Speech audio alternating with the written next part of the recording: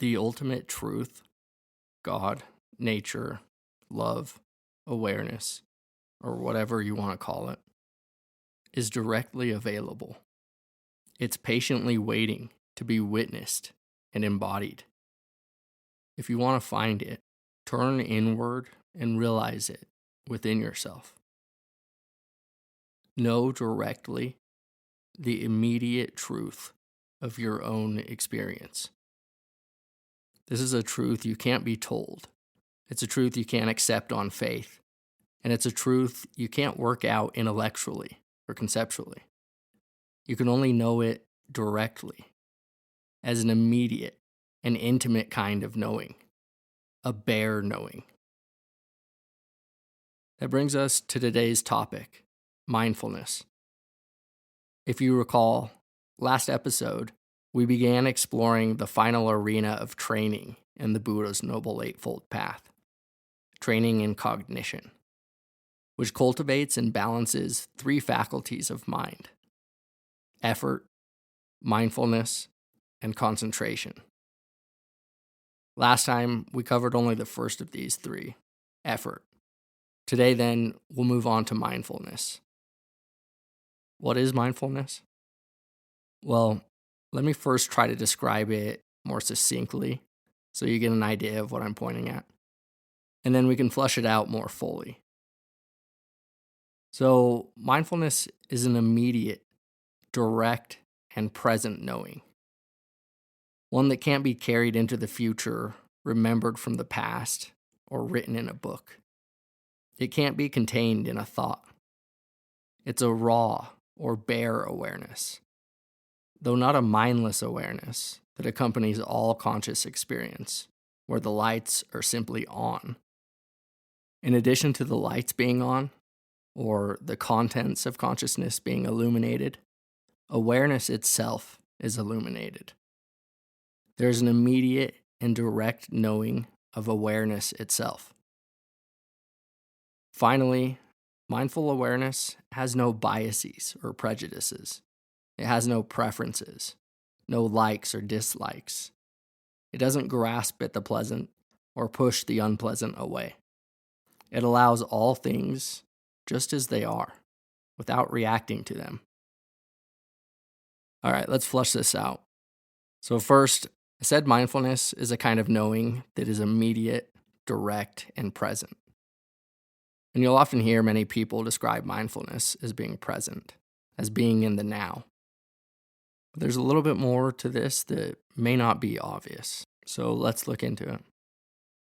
Some people believe that we're always aware of the present. After all, where else could we be other than right here, right? So to some degree, yeah, these people are right.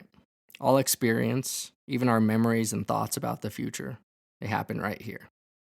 This kind of presence, though, doesn't quite capture the kind of presence that accompanies mindfulness. With ordinary conscious states, there's a direct impression of experience from the present, but then our cognitive faculties quickly come in and superimpose a conceptual frame around this direct impression. It's like seeing the moon through a thick fog. So the mind receives the raw experience, free from concepts, only for a moment. The Buddha called this process embellishment or conceptual proliferation. It doesn't really allow us to see experience as it really is. When we're deluded by this ignorance, we throw our biases and prejudices onto experience. We ascribe them to the objects as if they really belong to them. So, as Bhikkhu Analayo says, what we use as the basis for our values, plans, and actions is actually just a patchwork product, the embellishments fabricated by the mind, not the original thing. To correct this distortion, we need the opposite of ignorance. We need wisdom. But for wisdom to do its work, it needs direct and immediate access to experience. It needs to be able to penetrate the clouds of embellishment. This is where mindfulness comes in. Its task is to bring to light the raw data of experience, to reveal the objects of awareness as they are, before they've been stenciled and colored over by concepts. When we practice mindfulness, then, we're not so much doing something as we are undoing, erasing those conceptual lines, colors, and shades. It's like when Jesus told us to learn to see again through the eyes of a child. When we practice, we don't interfere with experience. We don't try to manipulate it or dominate it or control it. We don't oppose it on any front. We don't stand in opposition to it. We simply receive its raw data. We step into the foundational wonder of all things. By simply noting experience as it is, mindfulness undoes all the knots and ties we've created by trying to assert ourselves into experience in some way. So that's more what I mean when I say that mindfulness is an immediate, direct, and present kind of knowing. This, though, still isn't enough. To demonstrate why, I'll refer to Joseph Goldstein, who often uses the example of a black lab to demonstrate this point. So, black labs, as you know, are incredibly present. They're not lost in thought. They're not planning their day or remembering some interaction from the past. No, they're right here, immersed in their sense of smell, interested in their surroundings, and happy to be with you. I don't think there's much conceptual proliferation going on, like you see in humans. But is a black lab really that mindful? Probably not. Okay, so what are they missing? Well, another aspect to mindfulness is what scientists call meta-awareness, an awareness of awareness. In all states of consciousness, even during REM sleep, experience is happening. The lights are on, but there's not always this meta-awareness, an awareness of the process of awareness itself. So the objects of awareness are present, but the meta-awareness is not. The truth is, we're more like black labs than we'd like to admit. A lot of us, a lot of the time, really aren't aware of this knowing aspect. We too easily become identified with the objects that arise in awareness. We identify with our thoughts, feelings, moods, and emotions. We identify with our personality, orientation, gender, race, or whatever. We take these things to be who we are. And often, when we're not awake to this fact that these are arising in consciousness, that they are not what consciousness is itself, then these thoughts, feelings, moods, and emotions end up dragging us around. They end up making us say and do stupid shit and bring unnecessary suffering. As your practice deepens, though, you'll increasingly become aware of the awareness side of the coin. You'll see that from the wide open and formless space of the mind, everything is arising in a pairwise progression of knowing an object. There are bodily sensations and the knowing of these bodily sensations, feelings and the knowing of feelings, sounds and the knowing of sounds, thoughts and the knowing of thoughts. You'll discover that everything is simply arising and being known all on its own and in its own place. You'll also start to see that there are conditions and causes for each of these things that arise in consciousness. As mindfulness and concentration continue to deepen, you'll start to become awake to the lawful nature of this mind-body process. You'll see that the body, mind, and the world are all seamlessly interconnected and governed by this law of love, this law of cause and effect, this law of karma. You'll begin to see the selfless nature of all things. And so your attention will start to shift from the contents of awareness to the ever-changing, seamless, and interconnected process of being. Okay, so in addition to being present, mindfulness also requires this meta-awareness, an awareness of awareness, an awareness of love. Is there anything else? Yes, and though we already touched on it a bit, because it's such a crucial aspect of mindfulness, the real key to freedom, let me just spell it out a bit more. This aspect of mindfulness, another dimension of love, is what we can think of as the all encompassing embrace of mindfulness. An awareness that allows space for everything to arise and disappear, all on its own and in its own time. It's this dimension that holds everything, every experience, every sensation, feeling, thought, and emotion, whether pleasant or unpleasant, with complete and utter equanimity or composure, without reacting to it, without grasping at the pleasant or pushing the unpleasant away. Love has no biases, preferences, or prejudices. Now, to be clear, this is not the same thing as being indifferent to experience. Indifference is the near enemy of this quality of mindfulness. Rather than numbing out or becoming indifferent to our experience, this loving or equanimous aspect of mindfulness is receptive to experience. It asks us to really be with, to touch whatever is arising, whether it's pain, grief, sorrow, anger, frustration, fear, worry, anxiety, stress, desire, hatred, compassion, joy, or whatever. We connect with the emotion fully without reacting to it. We hold it like a newborn baby, eager to love and understand it, shining the light of mindfulness on it as long as it needs before it fades back into the open, empty space of awareness, all on its own. As you pay more and more attention to the mind itself through practice, I think you'll see that this is the nature of awareness itself. This is your true nature. Awareness holds every aspect of experience without preferences. It is that which simply knows. All desires or aversions, all likes and dislikes, all thoughts, beliefs, identities, all that can be known, arise and fade in awareness. And whatever arises and fades away in awareness is not and cannot be what awareness is. So again, to be mindful, you must step into that formless, open space of awareness.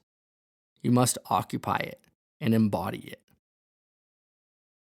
Rather than collapse into its objects, become that which is wide open, awake, and receptive to the fullness of existence. That which is already perfectly still and at peace. That which is already free. Okay, hopefully that gives you an idea of what it means to be mindful. And if you're still a bit unsure, no worries. Your understanding will unfold in time with practice. Now that we have some idea, though, let's go ahead and see how mindfulness fits into the greater context of the Buddha's Noble Eightfold Path. Here, we cultivate mindfulness not as an end in itself, but as a means to insight and understanding, which loops us back to the first arena of training in wisdom, since we can now apply these insights in the service of wisdom. We want to use our insights and understanding to discern with wisdom what keeps us on the path of peace and freedom, and what leads to more suffering, dis-ease, and dissatisfaction. To do this, the Buddha created an incredibly useful framework that invites us to establish mindfulness in 4 areas of experience, called the 4 foundations of mindfulness, which he says provide a direct path to awakening. The 4 foundations are the body, feelings, mind states and emotions, and dhammas, or the laws, processes, and ultimate nature of reality. Here, one contemplates the body in the body, feelings in the feelings, the mind in the mind, mental frameworks in mental frameworks, ardent, mindful, and clearly comprehending each of them, having overcome desire and ill will. The Buddha.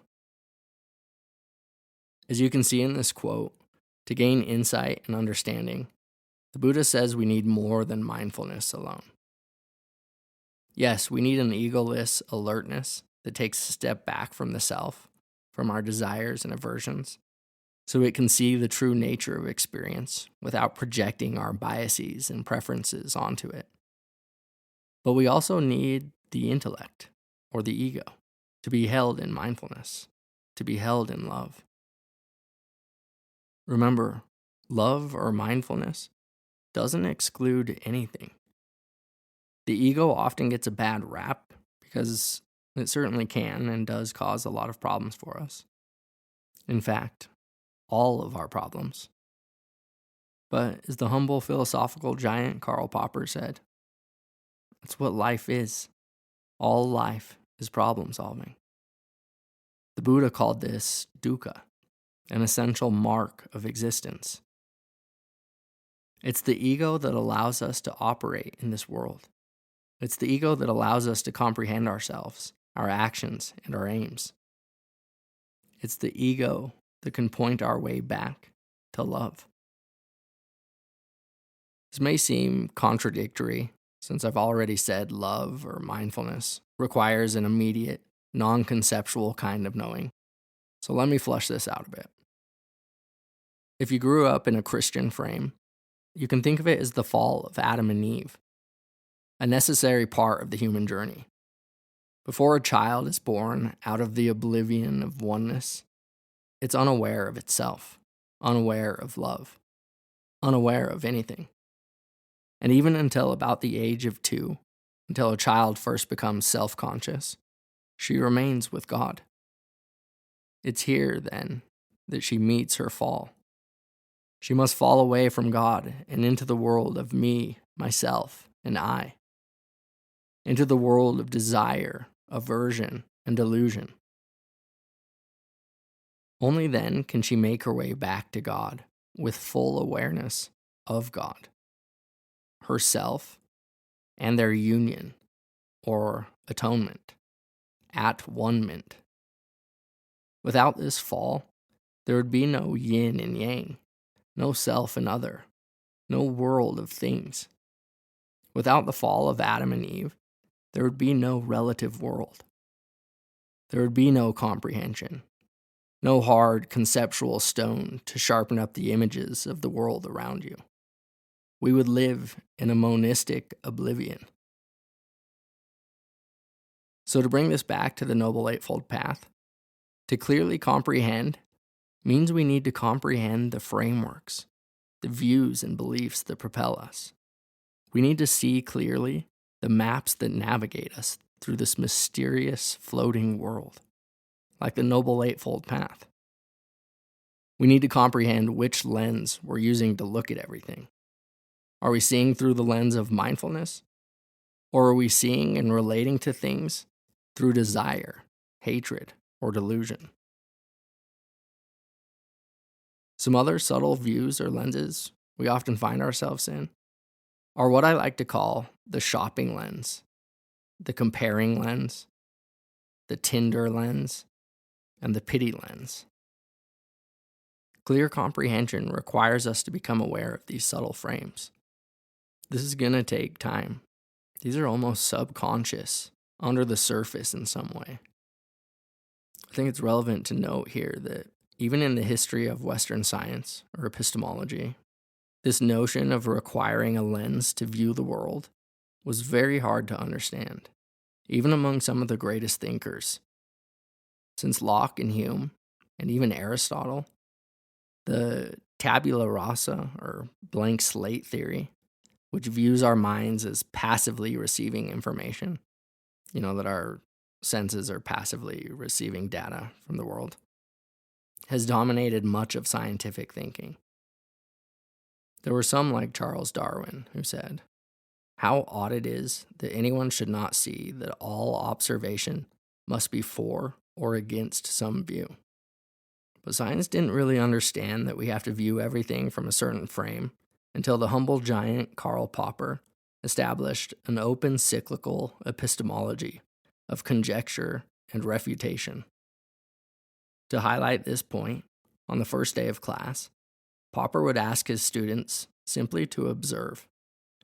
And after a long, awkward silence, finally a student would muster up the courage to ask, Professor, what exactly is it we're supposed to observe? Aha, he would reply, exactly the point. With the Eightfold Path, and really with anything you're doing in life, we need to be damn sure we're clearly comprehending our aim, clearly comprehending our actions and their efficacy, and clearly comprehending the lens through which we're viewing the world. So again, mindfulness is not an end in itself. It's a means to wisdom. And wisdom is not possible without first being able to meet experience directly, with a loving and welcoming embrace, with composure and equanimity, with an interest to see and understand it as it is. And then comprehending your motivation and intention, and whether your words and actions are achieving that aim. And of course, as we learned in the last episode, we need effort to both support our mindfulness and our comprehension. Okay, well, I think that's enough for today. Let me just conclude by inviting you to take a look at your own experience. Examine the body with effort, mindfulness, and clear comprehension. How do you know you have a body? What is the body like as a matter of direct experience? Is it stable and unchanging? Who or what is it that knows the body? How is your body showing up in and navigating through the world? How is it supporting your aims? Examine with effort, mindfulness, and clear comprehension the pleasant, unpleasant, and neutral feeling tones that bring experience to life. How do you know you have feelings? Where are they? What are feelings like as a matter of direct experience? Are they stable and unchanging? Do they condition your automatic reactions to the world? When you feel something pleasant, are you pulled toward it? When you feel something unpleasant, do you retreat? When you feel something neutral, do you space out? Again, who or what is it that knows these feelings? How can your insights into the nature of feelings support your aim? Examine with effort, mindfulness, and clear comprehension the different mind states and emotions that color awareness. What attitude or posture is the mind taking? Is there wanting, desire, greed, or lust in the mind? Where are these things? What are they like? Is there aversion, anger, hatred, disgust, or ill will in the mind? Where are they? What are they like? Is there delusion or confusion in the mind? Again, what are they? Where are they? What are they like? Are they stable and unchanging? Who or what knows these mind states? How can your insights into the nature of these things support your aim? Examine with effort, mindfulness, and clear comprehension the mind itself How do you know you have a mind? Where is it? What is it? What is it like? Is it formless, open, and free? Does it have the qualities of connection, warmth, love, and compassion? Does it feel spacious, awake, and alert? Is it already entirely at peace? How can your insights into the mind support your aim? In any case, thank you for listening. May you stay energized, mindful, and sharp today. Until next time.